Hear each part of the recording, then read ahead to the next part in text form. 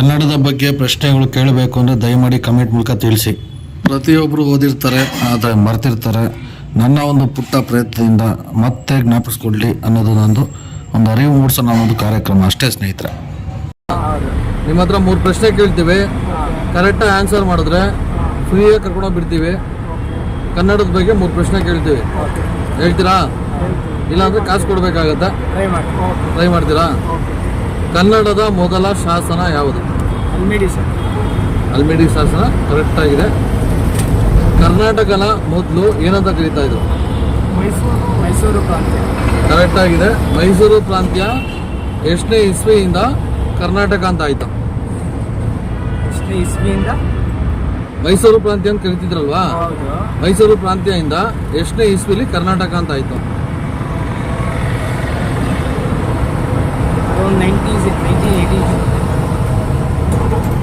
1900 something. ಗೊತ್ತಿಲ್ವಾ? 1973ರಲ್ಲಿ ಮೈಸೂರು ಪ್ರಾಂತ್ಯ ಇತ್ತು, ದೇವರಾಜ ಅರಸು ಪೀರಿಯಡಲ್ಲಿ. ಆ ಟೈಮಲ್ಲಿ ಕರ್ನಾಟಕ ಅಂತ ಆಯಿತು. ಅವಾಗೆಲ್ಲ ಕರುನಾಡು ಅಂತ ಕರಿತಿದ್ರು, ಈಗ ಕರ್ನಾಟಕ ಅಂತ ಕರೀತಾರೆ. 3ನೇ ಪ್ರಶ್ನೆ, ನಮ್ಮ ಕರ್ನಾಟಕದ ಮೊದಲ ರಾಜ್ಯ ವಂಶಸ್ಥರು ಯಾರು?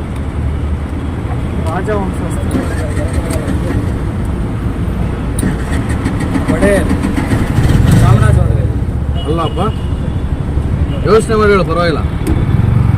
ಮೊದಲ ವಂಶಸ್ಥ ರಾಜ ಮನೆತನದವ್ರು ಯಾರು? ಓಲಿ ಅದನ್ನ ಹೇಳೋದು. ವಂಶಸ್ಥರು ಮನೆತನ ಎರಡು ಒಂದೇ.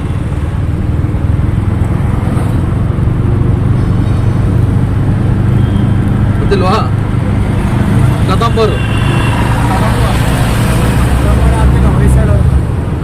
ಕದಂಬರು ಕೇಳಿದಿರಾ? ಮೊದಲು ಕದಂಬರು, ಅವರ ಕರ್ನಾಟಕ ರಾಜಧಾನಿ ಅಂತ ಯಾವ್ದಿತ್ತು ಗೊತ್ತಾ? ಕದಂಬರ ರಾಜಧಾನಿ ಹೇಳಪ್ಪ ನೋಡೋಣ. ಬನವಾಸಿ ಅಲ್ಲ, ಬನವಾಸಿ ರಾಜಧಾನಿ ಆಗಿತ್ತು ಮೊದಲು. ಮೊದಲ ಕರ್ನಾಟಕದ ರಾಜಧಾನಿ ಯಾವುದಂದ್ರೆ ಬನವಾಸಿ, ರಾಜರ ಕಾಲದಲ್ಲಿ. ಇವಾಗ ಕಾಸು ಕೊಡ್ಬೇಕಾಗತ್ತೆ. Thank you. ಪ್ರತಿಯೊಬ್ಬರಿಗೂ ನಾಲೆಡ್ಜ್ ತಿಳ್ಕೋಬೇಕು, ಪ್ರತಿಯೊಬ್ಬರು ಕನ್ನಡದ ಬಗ್ಗೆ ಎಜುಕೇಶನ್ ಆಗಿರ್ಬೇಕು. ಅದು ನಮ್ಮ ಕನ್ನಡತನನ ಬಿಡ್ಕೊಡ್ಬಾರ್ದು. ಸರಿ, ಧನ್ಯವಾದಗಳು. ಜೈ ಹಿಂದ್, ಜೈ ಕರ್ನಾಟಕ ಮಾತೆ.